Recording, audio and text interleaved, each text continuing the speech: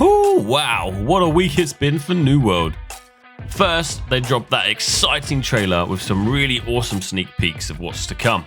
And then, the content creators and press got a chance to release their own take on the Amrine excavation, from playthroughs to looking at all the weapon animations, and some even getting some time to explore Eternum. And to top it off, Scott Lane and the team have dropped what they have titled the last major alpha update, which, going by the title, means this is the last big update before release. So I'm going to try and cover as much as I can, talking about my favourite parts of this update, what I think you guys might like to know as well. But again, this is another huge update, so I won't have time to cover everything, but I'll make sure I post the link in the description below. Our spotlight for this update is the last 2 expeditions before release. The Shattered Obelisk, which is intended for level 35 players and is found in the Everfall territory, where you will meet Alektos, the Relentless, and Griandel, the Regent. Damn, these bosses always have tongue twisters for names. And then we have The Depths, which is based in Restless Shores. This expedition is intended for players at least level 45, and you will encounter Archdeacon Azamila and Commander Thorpe. To enter expeditions, one member of your party will now need what is called a tuning orb, which can be crafted from materials using the stone masonry skills. You can only craft a certain amount of these per week. We have had confirmation that there will be well over 100 player titles, and players can choose any one unlocked to display, or not display one at all. We have also had confirmation of discoverable fast travel points, which are distributed throughout Eternum. Fast travel points are locations that allow players to travel from location to location. This is at the cost of Azoth. Once a player discovers a point, they can travel to that location from outposts and settlements. But remember, the farther the distance and the heavier the load you are carrying, the higher the cost for travel. I'm not sure how much I personally like this addition. I think it's going to be a huge change to how people are going to travel around the map, especially with the introduction of the faction control points. Players will now be able to fast travel pretty much to contested forts. Elite points of interest have been updated with new enemy encounters and revised loot placements, which I think is great to hear and will hopefully add some diversity while exploring the different territories. Corruption breaches have been converted to elite content, with elite affixes now applied to key enemies in the breaches. The main story questline has also been updated to guide players into the Depths expedition.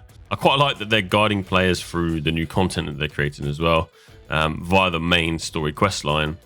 And later on in the patch notes, you'll see that XP during expeditions has been greatly improved, so it's going to be beneficial for new players to do these. Faction control points have got an update, with solo player capture time increasing from 1 minute to 5 minutes, where the more players you have on the point, the faster it caps, with a full group of 5 players taking 2 minutes 30 seconds to capture.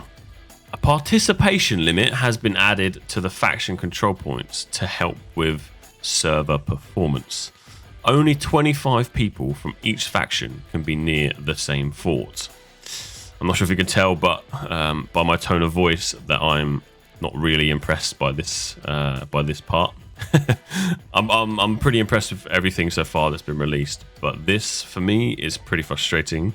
I had hoped for big scenarios where, you know, a smaller group of, let's say, 25 players could come up against a 50-60 man group and just have this epic battle. Let's see. Hopefully it still is epic. 75 people is still a big amount of players that can be there at one time.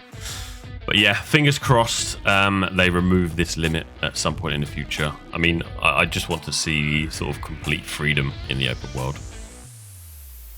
That being said, moving on to something a bit more positive. Houses and settlements now have tiers. Each tier of house comes with a different cost and a different set of benefits. 5k, 10k, 15k, 20k. And at the top end, a tier 4 house, the most expensive house, is where you need a territory standing of level 20. Of course, the tier 4 house has the best benefits, such as the house fast travel cooldown is only 2 hours instead of 4. You are allowed a maximum of 4 pieces of storage furniture instead of 1. You're allowed 8 pets instead of 5.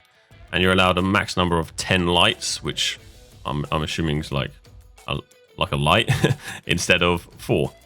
So furnishings is something I really overlooked back in the preview. But the more I look into it and the more I hear about things, it's going to be a real core part of our playtime within Eternum. Basically, different types of furniture can provide you with different types of benefits, essentially. A few changes have been made to the furnishing system, including the majority of recipes to create furniture is now to be found in large chests around the open world. You can also combine recipes and special artifacts, which will be found as rare drops to create rarer pieces of furniture. Moving on to faction missions, there has been some changes here, including removing gathering and crafting missions, which I think is great, reduced chests and kill count requirements to avoid making players wait for respawns. Awesome.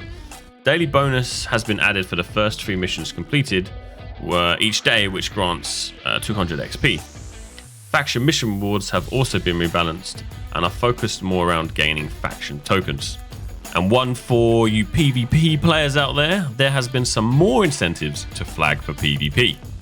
Whenever you kill a player, you will be rewarded with experience, faction tokens, and item rewards, which are based on how long a player has been alive. Players only drop rewards after a minimum threshold has been met. One downfall is the 10% experience buff has been removed while being flagged for PvP.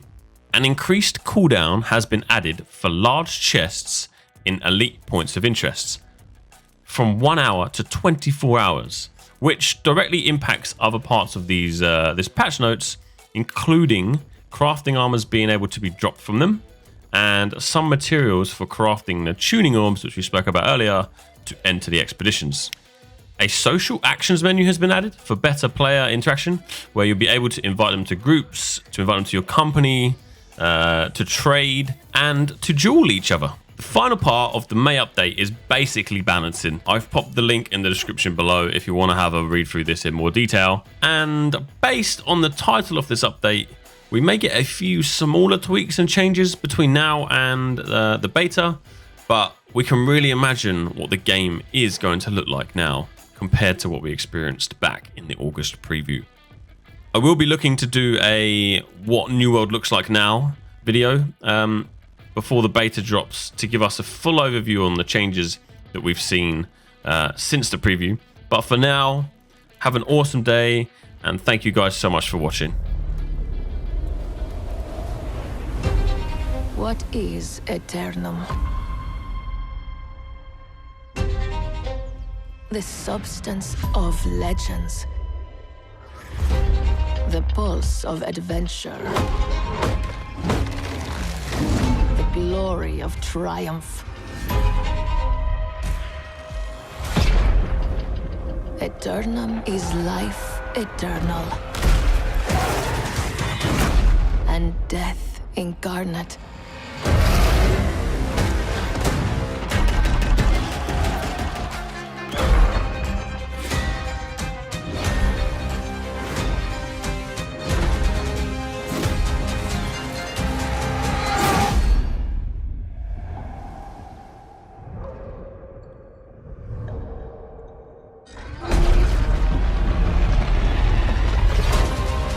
What is Eternum? The fires of destruction, rage and malice. Eternum is the truth behind nightmares. What is Eternum? That depends on you.